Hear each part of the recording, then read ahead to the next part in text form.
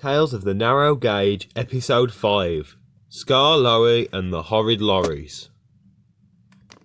Skarloey is the oldest engine who works on the narrow gauge railway on the island of Sodor. Despite being over 100 years old, he is still really useful. And whilst nowadays he's mainly used for passenger services, he still enjoys when he has to go and work at the Crovan's Gate slate quarry. Skarloey enjoys working with his friend Orville. Orville is an old lorry, and he can't go as fast as some of the other road vehicles, but he's still useful. One evening, Skarloey was getting ready to leave the quarry. He always waited for Orville to come down from the mountains and bring some of the miners with him. Then they would ride in a small boxcar that Skarloey would push to the station. But Orville was nowhere to be seen. Then Skarloey was startled by a frantic beeping noise. Orville's brakes weren't working and he couldn't stop. He sped right off the road.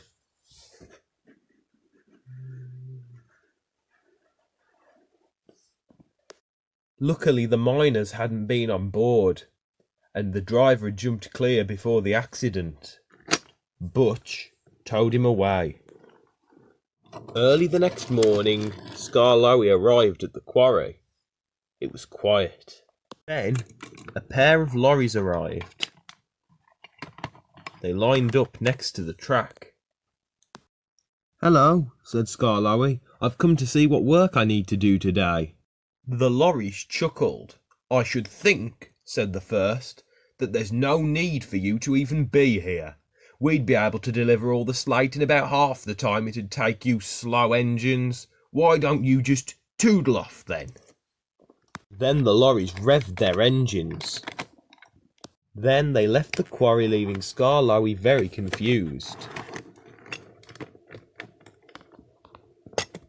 Skarloey felt very insulted, so he left the quarry immediately.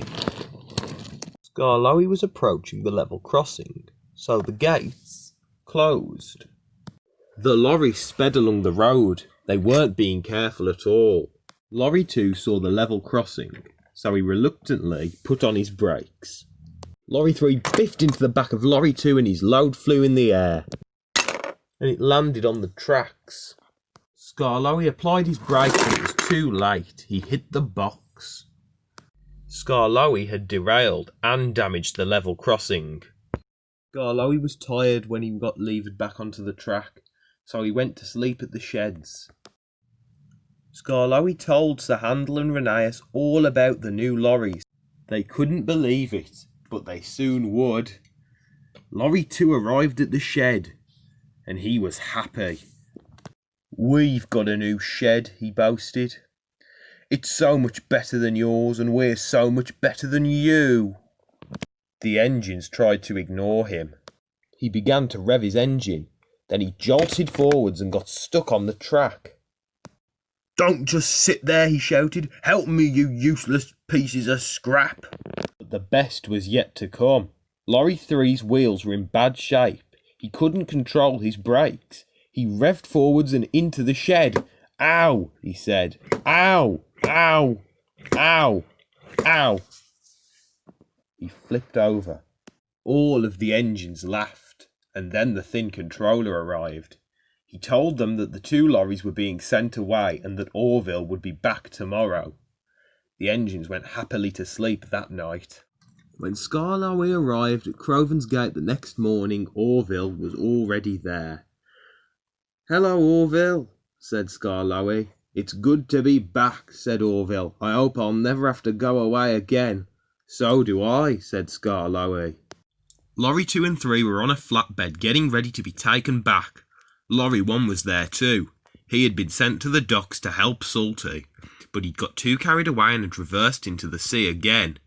Now Arthur was getting ready to take them all back to the mainland, where all the engines hoped that this time they would stay. "Oh well," said Orville, "I can't stay here talking all day. I've got to get back to work, you know." And he revved off. "Yes," said Skarloey, "I know." And he left too.